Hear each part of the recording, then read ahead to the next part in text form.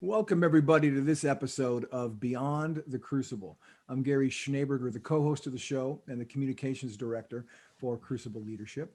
And you have clicked play on, we hope you have clicked subscribe to a podcast that deals in what we call Crucible experiences. Now, Crucible experiences, even if you don't know them by that name, you know them. They are those things that happen in life, traumas, tragedies, setbacks, failures, those moments that can knock the wind out of you, that can take the wind out of your sails, that can change the trajectory of your life. But here's the good news. We talk about them here on the show, not so we can start a campfire and sit around and trade war stories and wallow in those things that have happened to us or maybe we've caused ourselves. We talk about them here to offer hope that you can move beyond your crucible experiences and, in fact, can move into a new moment in your life that can be the most rewarding moment in your life of all, because it's one that is filled up with significance. And here to guide this conversation with our guest today is the founder of Crucible Leadership and the host of Beyond the Crucible, Warwick Fairfax. Warwick, this is a good one because it's the first time we've ever had a return guest. Absolutely, Gary, and very much looking forward to it. Should be great. So the honor of being our first two-time guest, I feel like Johnny Carson bringing like Don Rickles out or something like that. Our guest today is John Ramstead, who is an internationally known leadership expert, podcast host, business coach, and author. John is the founder of Beyond Influence and the national podcast host of Eternal Leadership. Pulling from his own personal challenges and setbacks, including being forced out of his dream job flying F-14s after a freak baseball accident, surviving a near-fatal horsing accident, resulting in 2 years of hospital care and loss of sight in one eye, John equips leaders to find new purpose in the face of setbacks and mundane living. That's a crucible in itself, mundane living. In the midst of a long, painful recovery and through much prayer, John did find new purpose to help other business leaders overcome obstacles and discover their passions and purpose. He began the Eternal Leadership podcast in 2014, and it has grown tremendously with more than 350 episodes airing all over the world with his stories, wisdom, and the insight of many great business leaders. Warwick has been a guest on that show twice himself. John currently lives in Colorado with his wife of 31 years. They have 3 boys, 1 daughter-in-law, and 1 grandson. And John put an exclamation point after that. So he's excited about that part of his life. John uses his combined experience as a Navy combat fighter pilot, Fortune 500 manager, and serial entrepreneur to help business people and their teams reach their full potential, all while still passionately pursuing his purpose of leveraging the very valuable lessons he's learned to help others create their best life. His first book, On Purpose with Purpose, Discovering How to Live Your Best Life, releases on April 27th of this year, which, if you're listening to the drop date of this podcast, is just a week from today. So, Warwick, take it away with your friend John. Well, John, thanks so much for being here. I love reading your book, On Purpose with Purpose, and so exciting. It's coming out this month in April. You really weave in some just incredible stories, funny stories with some just profound points about what it takes to really lead, to be a leader with significance. It's awesome. Before we get into the book, just I know we've chatted before, so listeners will be familiar with this, but just give us a few highlights of your story that sets the stage for your book, just kind of the Cliff Notes version, if you will, of some of the key waypoints of your life. Oh, cute. Okay. Well, first of all, great to be with you guys, Gary, Warwick, and love what you're doing, right? Bringing context and I think growth to Crucibles, having been through post-traumatic stress, through some things I've been through. I love this concept I've been learning about called post-traumatic stress, called post-traumatic growth. And that's what you guys are facilitating.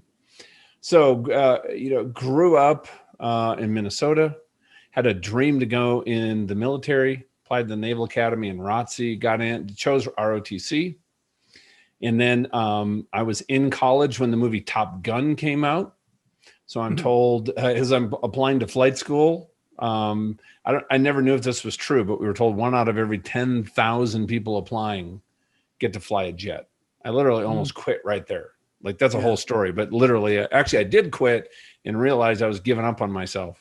That's something we could circle back to, but got down to flight school and got through flight school. There's some great stories there. Flew the F-14. And like you said, I'm so excited. I get orders to go to Top Gun. And then a few days later, I get hit with a line drive in the eye, blowout fracture, nerve damage. I'm done. My entire identity is wrapped up in being a fighter pilot, being a naval aviator, and it's gone. So I was a pilot who couldn't fly, and the engineer who'd never engineered anything. And that transition was really difficult. I actually started a company, and because I was not ready, I was still angry and bitter and immature and trying to figure out who the heck I was. I succeeded in my first company, blowing up both a friendship and a company. Then I put 90 hours a week into a startup, grew to having a net worth on paper of millions. I mean, walk away money. And the 2000 turned, internet bubble pops. 90 days later, not only is it gone, but I'm 6 figures in debt and I'm on the street. And, but you got to keep moving forward. You have no choice. There's these times in our life, these crucible moments that we don't feel prepared for. And in choosing to pause or stop or not move forward, not wake up the next day, I guess that's always an option, not a good one. But you don't feel like you can, like you're not, like it's painful, but rebuilt from there. And then got into the financial industry and had to manage an entire team and a practice through 2008, the financial meltdown. And we actually did really good, but that was hard. And I'm like, you know what? Enough of this. I'm tired of working for these big companies. I want to get back to being an entrepreneur. And this is now in 2011. I just started with a new group, new partners, new company, going to grow it from the ground up. And that's when I had that accident you mentioned that put me in the hospital for 2 years. Had a severe traumatic brain injury. During that period of time, had no income for 2.5 years. My health was gone. I was in chronic pain. Cognitively, I had recovered slowly, but 23 surgeries. And here's the thing, you reinvent yourself and you're working hard and you're on a track, and now you literally cannot do it anymore. I could not show up as CEO or managing partner or any role and succeed when you can show up 8 to 10 hours a week. That was the most I could work. And so going through that, I had to reinvent myself. And then, building a coaching practice solo with no resources. And then the pandemic hits. We were, Warwick, a year ago, we had the big mo going on. I had never been more fired up. And as soon as they announced the lockdowns and then they continued, 90% of our events, which were in person, speaking, coaching, training, were just canceled. Like it just stopped. And I have 11 people on my team. And then guess what? You just got to turn back and trust God and say, okay, I wonder what I'm going to learn this time. And then now, like I'm sitting here, you see me, I'm tethered to oxygen. I was one of those few people that got COVID and it put me in the ICU for a week. And it was really ugly. For a couple of days were very concerning. And the hardest part, I think, in that scenario was the family can't come visit. And we're FaceTiming them and they don't know each FaceTime if it might be the last time. I mean, it was that bad. And I'm not using hyperbole there. And I saw after I got home, I've been home now for 2 months, still on oxygen, it tore up my lungs and affected my heart. But I also saw in that especially I think in light of what happened in my accident now 9 years ago, it really shook my kids. They thought maybe this time they really were going to lose their dad. So that is a snapshot. But man, there's been and in each one of those, there's been other crucible moments, but man, it's been a life and that I don't think is actually that different than most of the people out there. We have these significant highs, but then we have these valley times that we have to go through. And it's I think it's what's allowed me to keep moving forward is how I've been able to put those in context and think about them, which I was not very good at in the beginning, but the more and more you go through them. So hopefully what I love about what you're doing is you're showing people how to move through those adversities and those valley times. When God, honestly, there were times where God just did not make sense to me. Like, I don't see his plan. I don't see his will. Why is this happening? But I learned actually how to think about that, I think, accurately and differently in a way that was very helpful.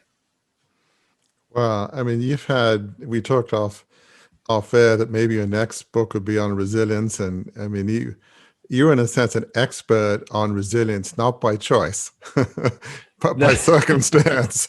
That's true. Yeah, I never said I want to be the world's Top Gun level expert on resilience. Bring it on. I mean, that wasn't a mission you signed on for, but for whatever reason, God. And by the way, it's not a mission I would have signed up for either. I'll tell you that. Right. Yeah.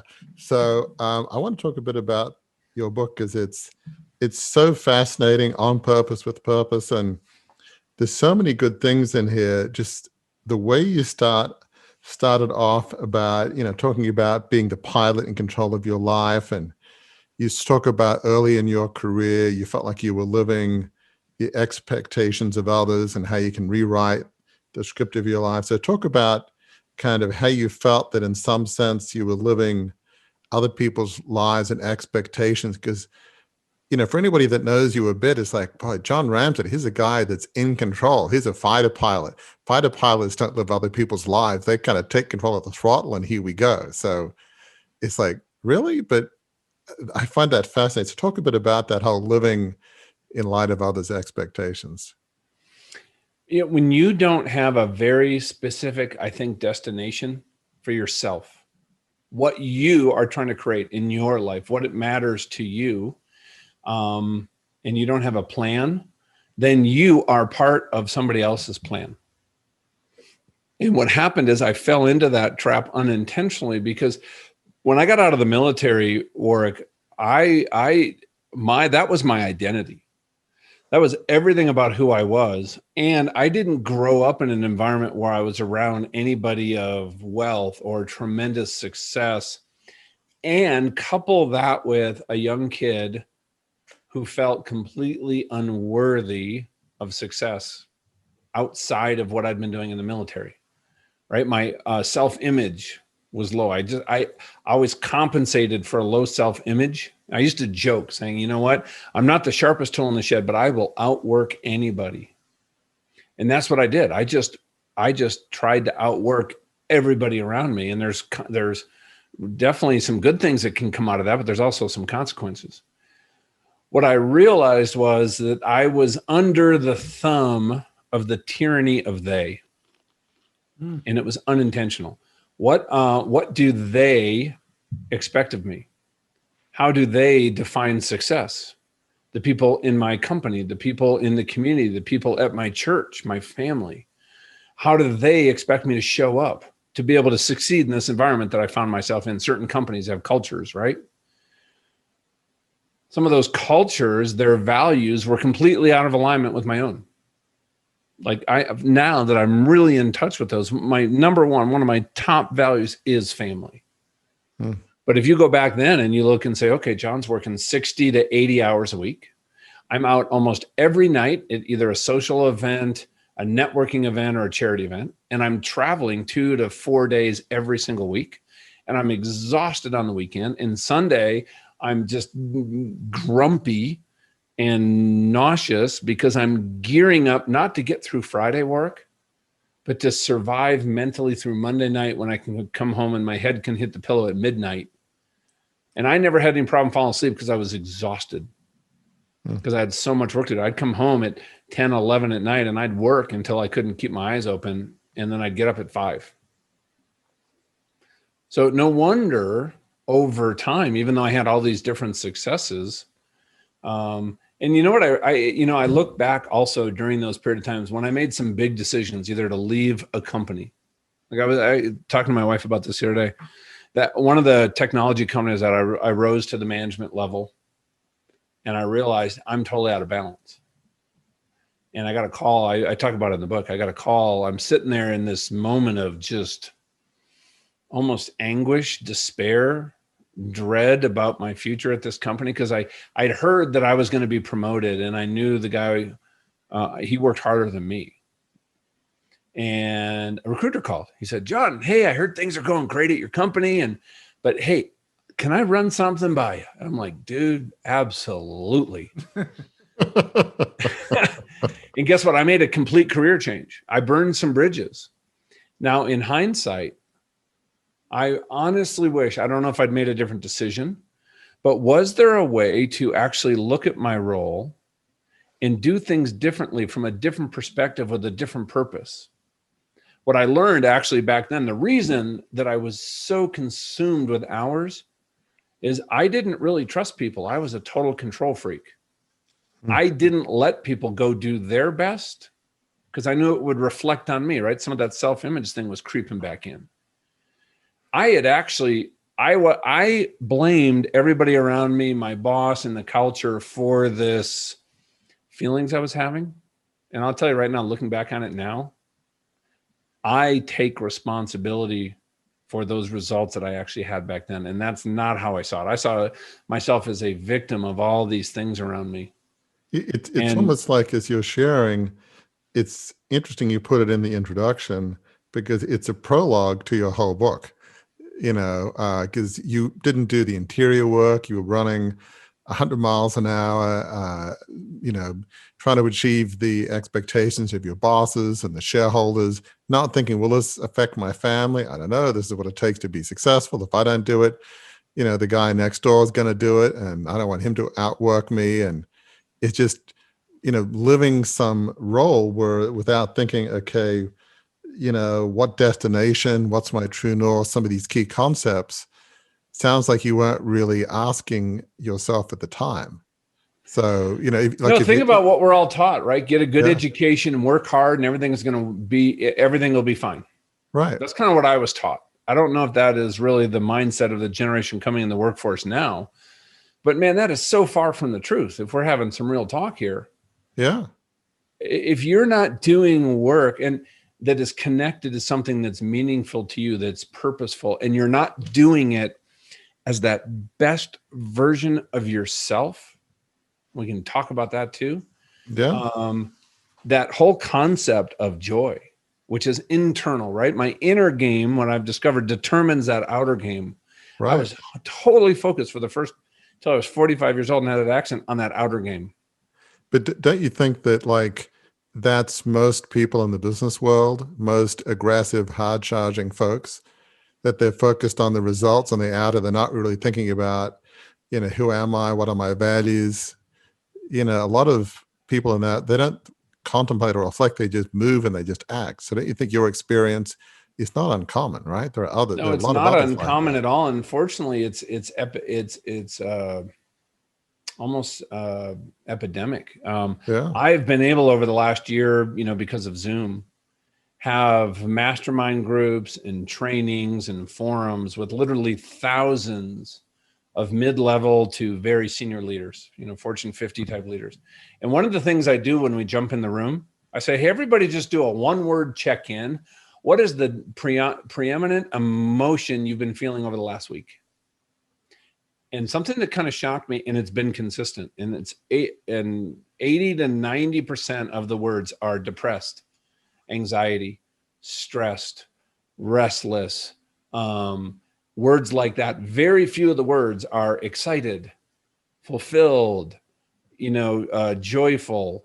And I think it's not, I think that there's a lot of us out there, whether we're in the middle of a storm, like Warwick, I know you went through, Mhm. like I've been through, you're coming out of a storm, or you're going into one. Because you know what, there's kind of three cycles, right? Like sometimes there's that calm, there's a storm coming. Right. And what I realized was when adversity hits, nothing ever remains the same. So true.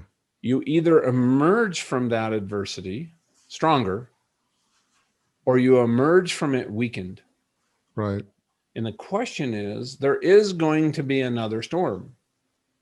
And I got to the point in my life, I realized is what can I do to emerge and set myself up so that when it does happen, I not only emerge stronger, but help those around me emerge stronger with me. Can I jump Absolutely. in really quickly? And because you said something at the start of unpacking all that, John, that I think is really important for listeners to understand. And Warwick talks about it a lot. You said that your identity was caught up in what you were doing in the military. You were a fighter pilot. How much do you think the pain of your crucibles, the changing of trajectory of your crucibles has been tied to maybe your identity coming from external forces, not from your own passions? Well, it came into sharp relief, Gary, after my accident, when I had to rebuild everything. And I'll never forget, I was actually sitting there with a coach of mine. And I said, and I'm trying to figure out what's next. And I said, I need to figure out how I'm wired. Then I can figure out what I should do next. And he goes, you know what? What if you asked yourself that question differently? What if you asked yourself, how did God wire you? And what did he wire you for? And that, Gary, started this process where I started to really, this whole quest of self-awareness, to look in the mirror and say, what is it that I really do see? If I actually pull back the curtain, because it's kind of ugly in there, what are those limiting beliefs? What's in my identity? Are there things that people have said to me that are lies about who I am and my capabilities that I've accepted as truths? As an example, when I was getting into business, I had a corporate job and I was going to go start that first company with a friend who didn't graduate college. I had a family member that was really concerned. They were very conservative, grew up in the Depression, and they thought I was an idiot, putting my family at risk. And they told me that I would never succeed as an entrepreneur, and that they were ashamed of me and embarrassed that I would put my family in that situation. Now that stuff sinks in. So that, I told you, that company that blew up, I think, making decisions and taking actions and working so hard as much to prove that person wrong, or more to prove that person wrong, than actually trying to do the best thing for my company, my team, my customers. That was always front of mind. But I went through this process of saying, okay, here's what I see. I have what I call my should values, right? I've adopted all these values that make me show up in a way that's appealing at work and where I'm at. Are they really in alignment with those core values, the ones that are wired into me? What are my passions? What are my beliefs? How do I root out some of these lies that I've let into my identity? Because what I realized was there was this enormous gap between that identity that I was allowed being given to me externally, to an identity in Christ that already existed. And what I have discovered for me is the bigger that gap is, the more stress and anxiety and panic and indecision and ambiguity that we experience in the moment. And as I really work to close that gap, and God help me, and people who are coaches and mentors and disciplers help me to close that gap, I got to tell you, that stress and that anxiety just melted away. And in that, like, I'll tell you this before, Gary, that whole concept of purpose, like what I should do and why, right? It's our big why. We all talk about it. And I never felt like I honestly really connected to it. I was compensating with my work ethic. And I felt like it was this mystery. Either I wasn't worthy of being connected to something meaningful, or I didn't have the tools to root it out of the ground and find it, like it was a treasure hunt. And I realized my whole life I've been going about it backwards, because as I was on this journey to close this gap between my identity and my true identity, the one I saw in the mirror and the real one, the best version of me, it's like the fog cleared from the playing field and my purpose was right there in front of me, and it had been the whole time. I find that fascinating because it seems like the core of your book is this quest for identity. All the other, true north, destination, it feels like the foundation is that. And, you have so many things you put in there, like when that softball accident happened, you talk about, you couldn't get past that broken heart. You've felt like, smoldering discontent. That obviously, who is John Ramstead identity? It's being a fighter pilot. It's, being the number one through the whole Ace of the Base story, which we'll get to, hopefully, the 1 in 10,000. You're the best of the best. You're about to go to Top Gun. Who is John Ramstead? He's one of the top fighter pilots in the U.S. Navy. That's who you are, right? So you had that sense of identity. And then, okay, I'm going to outwork anybody. I'm the guy that can, work anybody else under the table, because I just will. I have that determination. So you had these series of identity. And then after that accident, it seems like things change. You have this, wonderful quote about that accident, talking about identity. You say, though from the outside, the accident might have looked like a tragedy, God used it to bring me to my life's purpose. Having to dig deep into my true identity, as I did after the accident, resulted in living my life more fully than I ever have. So in some way, that was unbelievably painful. But you mentioned 20 plus surgeries, but yet in some sense, there was beauty or purpose that came out of that tragedy. Was that sort of the culmination of a journey of, after you went through that, you really found who your identity was and your purpose? Yeah, no, think about it, Warwick. I love, thank you for sharing that. In John 10:10, right? Jesus says, I came to give you life, and so that you may live it to the full. How many of us actually feel, let's say scale of 1 to 10. Here's my 10, dude. Paul gets the tar beat out of him, caned, Right. whipped, thrown into a Roman nasty prison in the basement, shackled to a wall. And what does he do? He busts out and praise songs, right? I'm like, okay, that's 10. Right. A 1 is you're barely hanging on. Right. Right. And I got to tell you, when I ask people that today, like, where are you on that scale? I have never had anybody rank themselves over an 8. The majority of people are a 4 or a 5. I actually, when I really, and I actually created a system to actually figure out where you are on a scale like that. Like, I'm an engineer, right? So I like to have a process. I was a 2.1. I actually calculated it, and I'll show you how to do that. But here's the thing. But if I'm a 2, this is at the height of my career before my accident, running a company, working those hours, recognition in the community. I was so out of alignment. My identity was so external, and I was miserable. That's that place of smoldering discontent. I could not have told you, Warwick, why. I just knew I was unhappy. And my big focus is, for me, because I'm honestly kind of a simple guy, it's what is that next small step? That became my mantra in recovery. Right. What is the small step that I can take today? If I'm a 2, what would a 3 look like? Do I need to bring my passions more fully into my life? Do I need to maybe work at honoring my values a little bit better? Do I need to work on some mindset issues? I only could work on 1 or 2 things at a time. I just had to think through and pray and say, God, what is the one thing today that I need to work on? And I think that it's like 10 years later. We overestimate what we can do in a year, but underestimate big time what we can do in 10 years.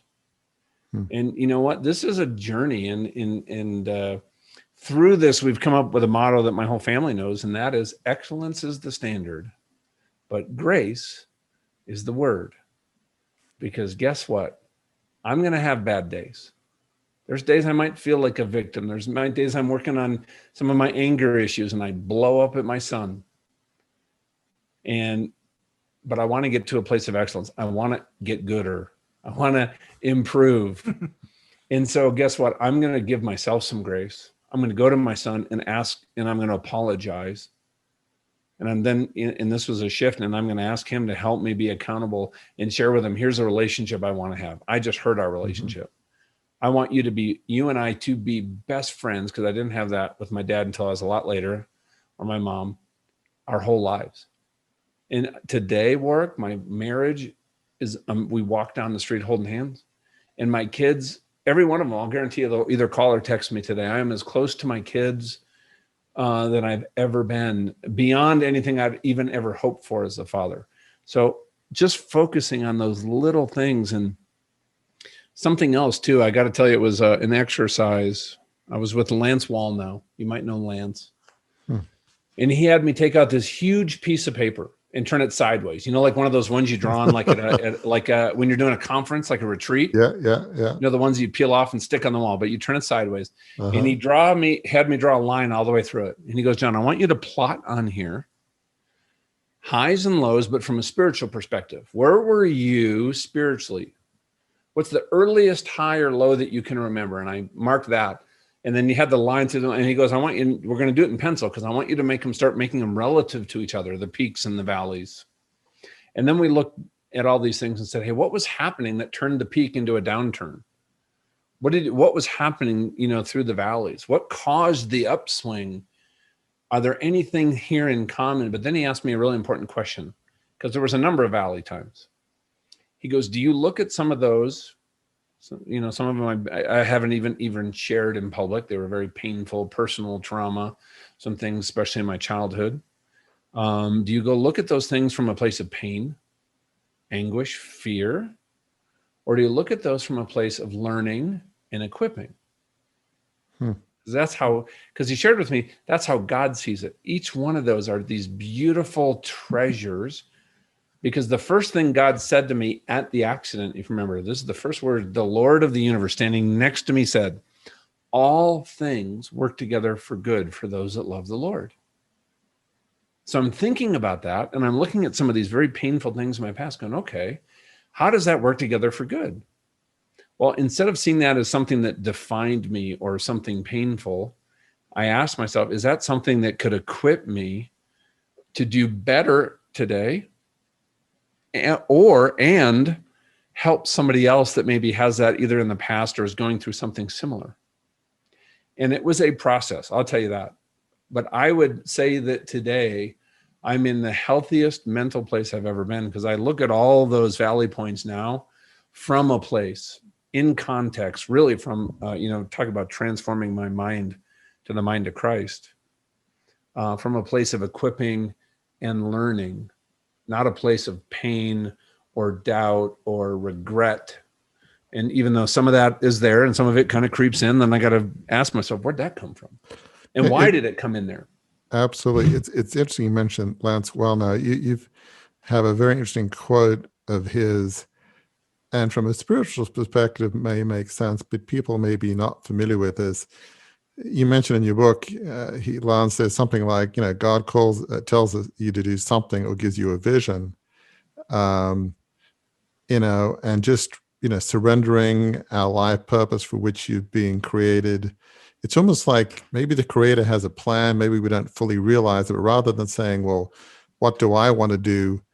It's almost like what you're saying is, what was I made to do? What was I designed to do? What was the God-given passions that are within me? It seems like it's not just an internal, there's almost an external part of finding your purpose. Was that some of what you and Lance were kind of? Yeah, 100%. I think, I noticed as I'm, there's been a evolution in my prayer life. I would say before the accident, I was going to church and all those things, but my prayer was, here's the desires of my heart. Here's my business goals. Here's my plan. Here's this. It was almost like the spiritual ATM, right? It was very immature, right? It's like my 3-year-old grandson, right? It's like, juice, right? Snack, right? Then as it evolved, it was like, God, what is your will for my life? Right? I was looking for that assignment.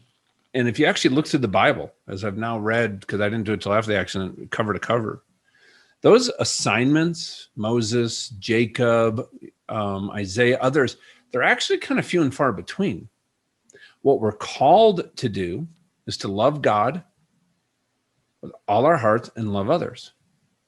We're called to disciple nations, which is to talk, I think, about the gospel and the kingdom and be ambassadors to that. And so what I realized was, in all this, having been in God's presence and realizing not only that he cares about me personally, and I'm not special, this is everybody, but he is, I knew in that moment he was moving big time in this world, and it's accelerating.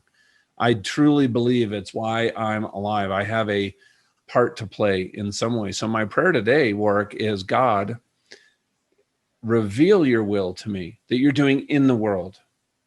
Reveal to me what you're doing in the life of Warwick and Gary. What are you doing through Crucible leadership and or this company, this client that just hired me? And what do I need to do to adapt, to grow, to change in order to partner with you and join you in what you are already doing? And that's I got to tell you, some of that is a big stretch. I got to tell you, just being real, some of that has prompted some serious like crisis of faith, because that gap felt really big between where I was and serving in that capacity. But I got to tell you, but think about this. Everybody talks about the Ephesians 2:10 calling, right? And we want to find the calling part. But what's the first part of that verse? That you are Christ's perfect workmanship. That does not have dependent events. That doesn't mean you have to go get ready to get ready to get ready. Well, I think what you're really reinforcing is the notion of the being of the leader over the doing of the leader. You know, metrics Yes. are overrated. Nothing wrong with metrics, but metrics, you know, like if a leader says, you know, gee, my vision is to grow the company 20% per year for the next 5 years, you always know that's the wrong answer. Every leadership textbook will say, well, that's not a vision. So it's sort of like, I think what you're really emphasizing is just the being of a leader rather than what you accomplish, you know, how many books I sell, you sell, how many workshops you have, how many leaders you help. That's not the relevant thing. Is, am I doing what I feel called to do today and next year and in the next 10 years? Am I being who I'm meant to be? And the metrics will take care of themselves. But that's a backwards way for most leaders to think, right? They think of numbers and doing, which is not wrong, rather than am I being who I'm called to be? Well, yeah, from a leadership perspective, you're spot on. Think about this, right? What does it say in Scripture, right? That love, there's no love greater than this, than to lay down your life for another. Mm-hmm.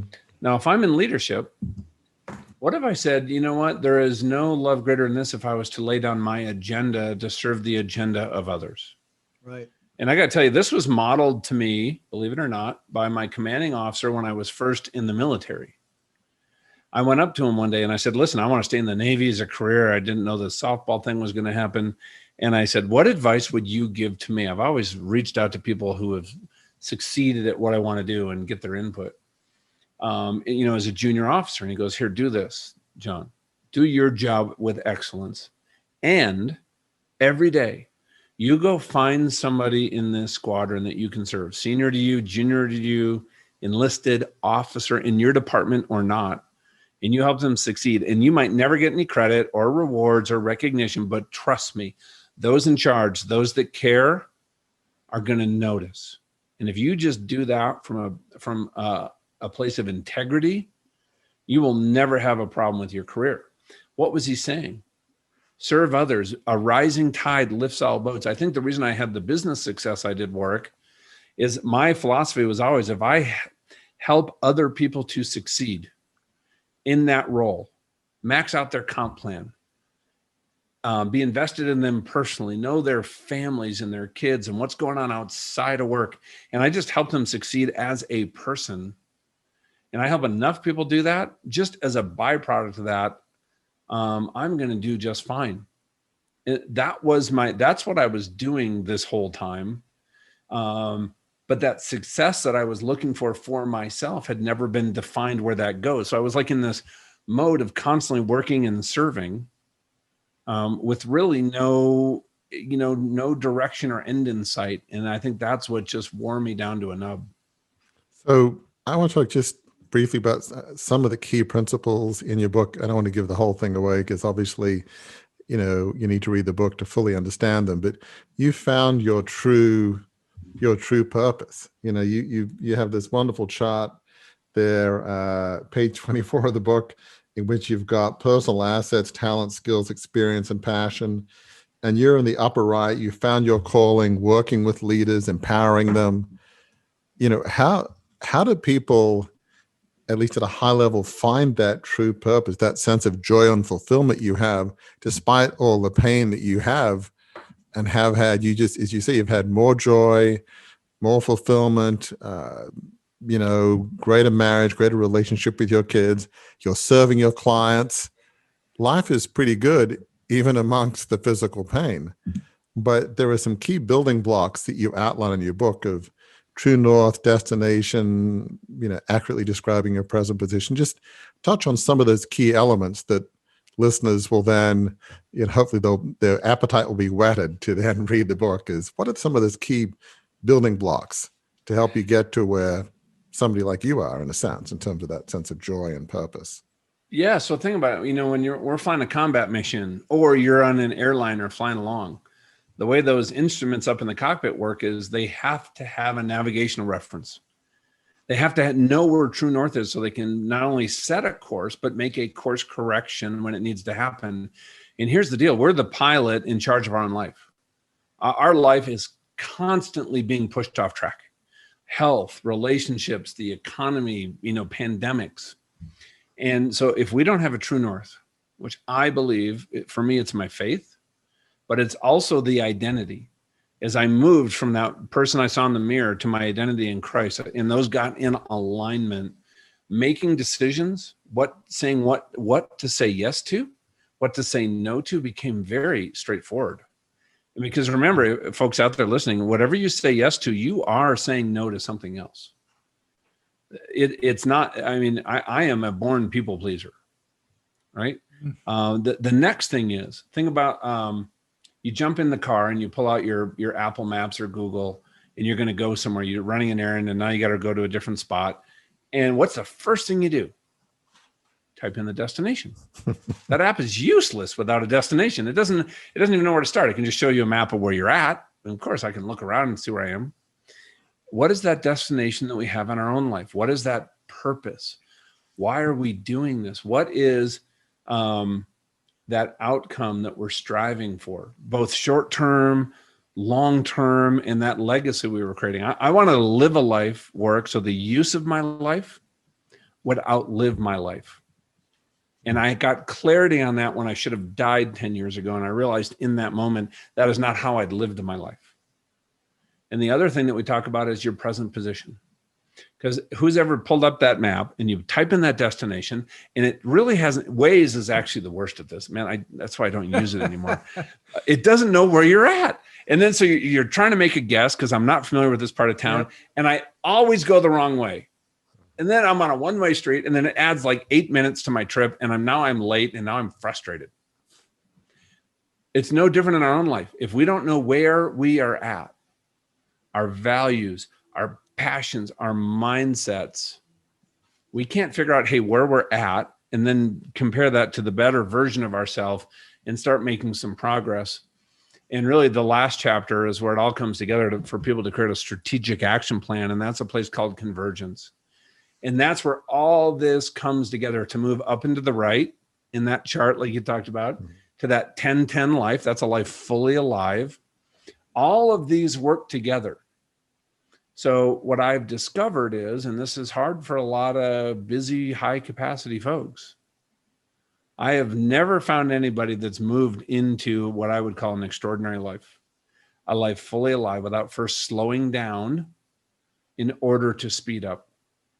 Even if it's honestly just carving out 10, 15 minutes a day or a few times a week to start determining, hey, what are those small steps I need to be taking today? It doesn't take a lot. but those small incremental changes, and then you start getting awareness on all this, and all of a sudden the fog on that in front of you just starts to lift a little bit. And then what that did is that got me excited. Right. Then I took the next step forward and the next step forward and the next step forward. And all of a sudden, 10 years later, but I got to tell you, 2 years into it, I'd already restored and healed my marriage and relationship with my kids. So there were some beautiful milestones along the way. I mean, your story is kind of remarkable. And most people, they don't think, they just act. As you said, I want to go to a good college, and I want to get a good job, and I want to work my way up, and nothing wrong with all of that. But is life more than going to a good college and making lots of money and moving up, whether it's in the military or in the business world? And for most people, it's like, well, what else is there? That's achievement. I mean, it's just I don't mean to put people down, but it's just a superficial way of looking at life, and you're not living true to who you are, your own identity, your own true north. You haven't really marked out a very clear destination other than, I want to work my way up. Okay, is that what the destination is? Just work my way up to the top of the ladder, and then what? I mean, it's I said you outlined just some key principles, and it's just remarkable that your accident seems to have been just that key point where you could start thinking about, your talents and your passions and that upper right quadrant, and getting a marriage at the point where it is. But you had to have a lot of conviction. I'm just trying to find it here. There's some interesting point here where you were trying to reset your life. And you have this fascinating quote. You said, "There were people around me who thought it was irresponsible of me to pursue my passion. They told me to accept my new normal. What I heard was they felt I should settle for an ordinary life." These are probably well-meaning people, but you wanted to reset your whole life in light of your, God-given purpose. But yet it felt like some people were saying, well, no, right? So that probably wasn't But yeah, helpful. that was coming out of the accident. I had a well-meaning doctor, Warwick, Yeah. sit my wife and I down. This was about a year and a half into my recovery. And they were, at this time, they really knew the extent of my brain injury and physical limitations. He goes, "Listen, I just want to set expectations. I just want you to know John probably won't be able to be a greeter at Walmart." Oh my goodness. And they kept Wow. talking about the new normal that we had to adapt to. And I'm like, dude, I ain't going to have no new normal. I'm going to have the old normal back. Now, I hate the word new normal. Here's the deal, though. I do have it is different. Right. And when I said, okay, here's a guy, 2 years, 2.5 years, no income, in a hospital bed, chronic pain, brain injury. Right. I had 7 figures in debt because of medical bills. I had a lien against me. I mean, and I said, you know what I'm going to do? I can't go work. So I'm going to go start.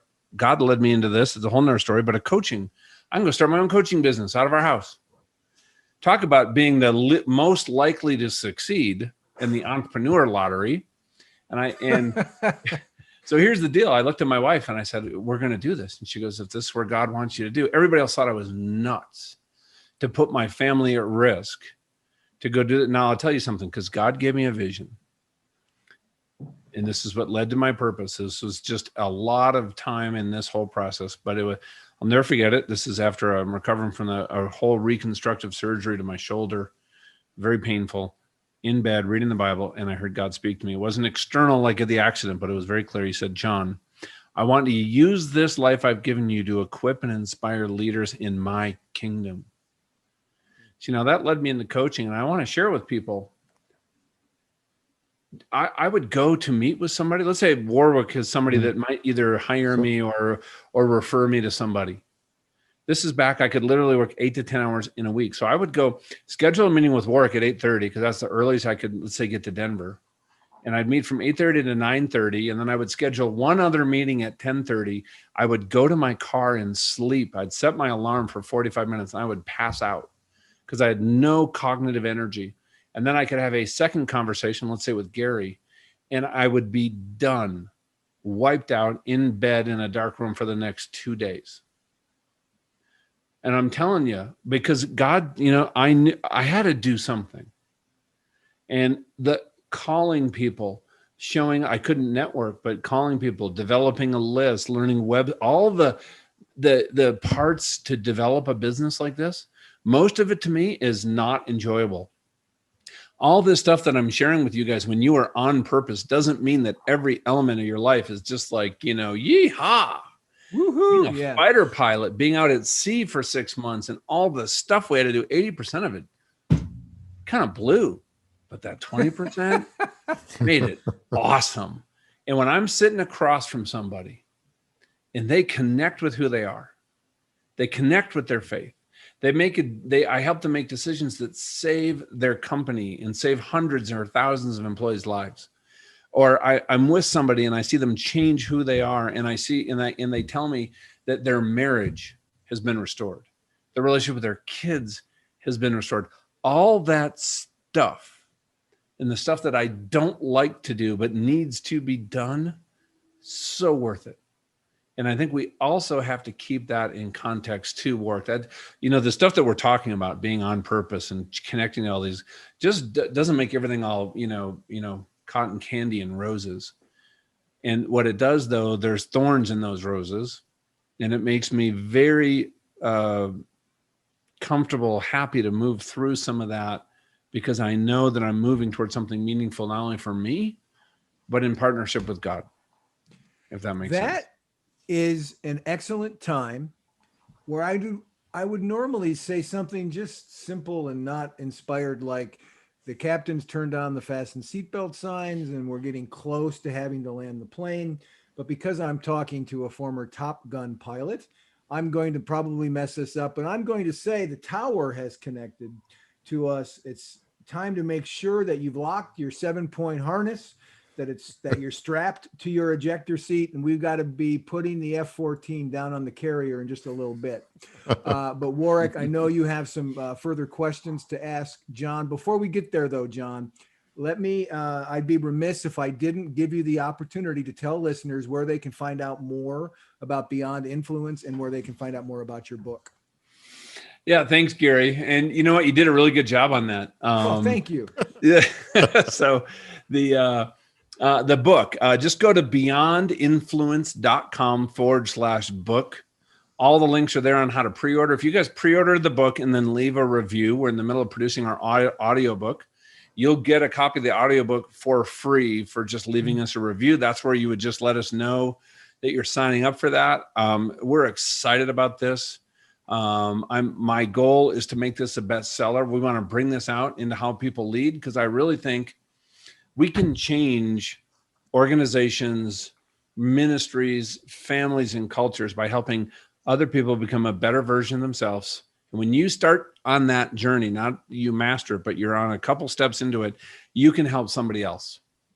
And one helps 100, that's 10,000, helps another 100, it's millions. God's moving right now big time work. And Gary, it's why you're doing the work you're doing. So we'd love for you guys to be part of what we feel is a movement, and it's God's movement that we're joining him in. And I believe that's where my message in the book. So beyondinfluence.com/book. And it's at every bookstore, On Purpose, With Purpose, or you type in Ramstead, Ramstead, and at any place you buy books, and you'll find it. So thank you for letting me share that with your crew, Gary. Absolutely. Warwick? Yeah, I mean, boy, I really enjoyed just the concepts in your book of living on purpose. And, there's a couple of quotes you have at the end of the book that talks about, sometimes, as we say in Crucible Leadership, amidst the ashes of your crucible, you can find your purpose.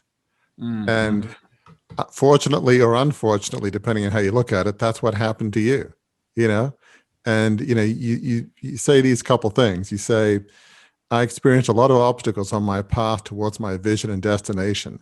Most of you have too. Press on. You can do this. My accident could have been a showstopper, but God used it to bring me to my life's purpose. And then in the About the Author section, there was this wonderful quote. It's just talk about synchronicity between what we're both doing. You say this: John had a personal encounter with God at the accident site. who shared with him that he would be getting a second chance. With his life hanging in the balance, John emerged with a profound vision of how to live a life of significance. Now, Wow. we didn't write that. You did. Right. And don't worry. And don't worry, Warwick's not going to call his attorney about that. we can all use the word significance, but and it shows how universal that concept is, right? Absolutely. So, I mean, it's just, for listeners, you may be going through the darkest pit, the darkest trial, and it may seem pointless. And whether you believe in God or not, certainly God or the universe can use it for a purpose. And it's just remarkable how he has. I mean, maybe this is an unfair question, but I think of myself in my own crucible with the whole family business, and I don't know that I ever could have left that if the family business hadn't gone under. I mean, I've never been in the military, but the whole loyalty and duty is pretty hardwired in me. So the idea to abandon a 150-year-old business, abandon the mission, I couldn't have done it. There's no way I could have done it. I would have felt like I was dishonoring my family and my ancestors. I couldn't have left. So God, I think, said, okay, I'll figure out a way for you to leave. You're leaving. So I don't know, maybe I'm just stubborn or stupid, but for yourself, do you think you would have found your own joy and purpose without that horrific accident with the horse riding accident connecting to that steel fence?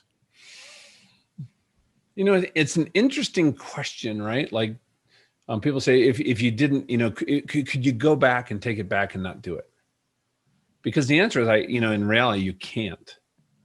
But I would say with total integrity that the person that I am today, the father, the husband, what I get to do in the world, I know for a fact I would not be doing it today had it not been for the accident. I would not be the person I am had it not been for the accident. It's like, my vine had fruit on it, and God lopped the vine off, the one that had, I thought, some nice fruit on it.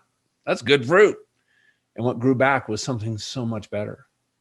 And it's just on my heart. Maybe I could share with something too, with anybody listening that's in that dark place. Because I'll never forget being at Craig Hospital with a severe brain injury and being in that environment. I mean, I was in so much pain in addition to my brain not working and being told that, I couldn't even be a greeter at Walmart. Imagine all this stuff like just crushed. My wife went from being a stay-at-home mom to being my caregiver and having no idea how we were going to survive. Like, we were under the assumption for a while that there is no way for me to earn income, a living.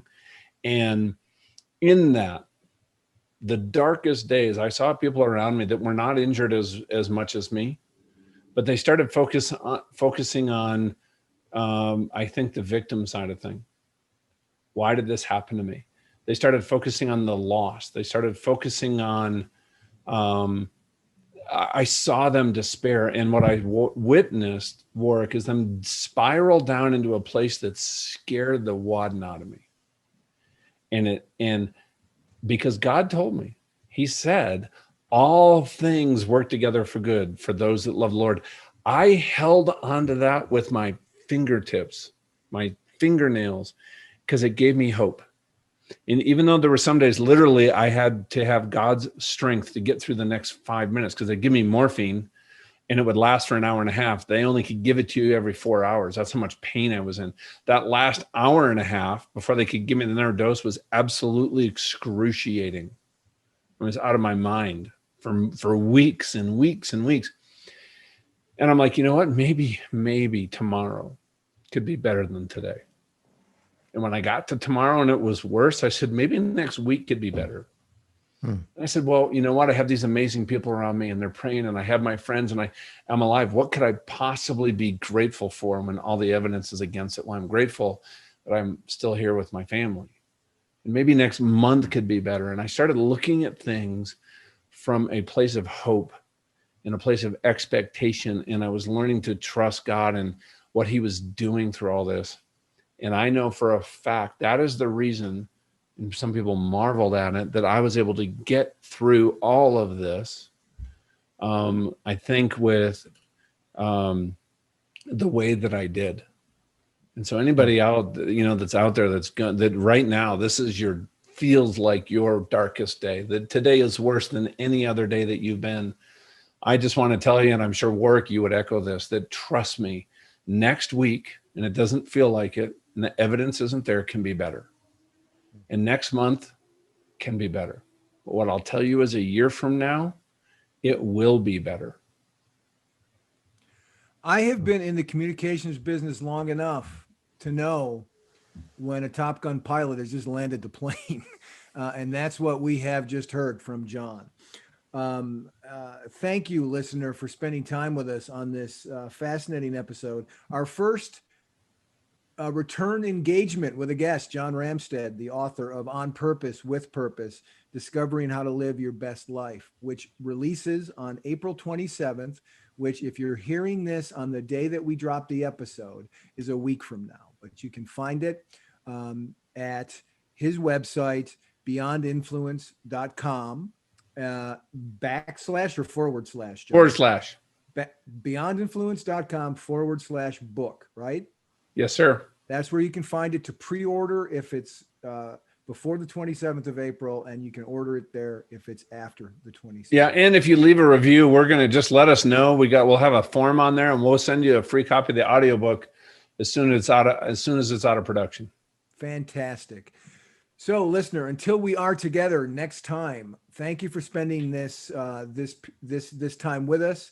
And if you've enjoyed this conversation, if you find hope, if you find perspectives that help you overcoming your own crucibles, moving toward a better time, moving forward on purpose with purpose, if these conversations help you do that, we would ask that you subscribe to the podcast, for one. Two, we'd ask that you'd leave a review at the app on which you're listening of the show.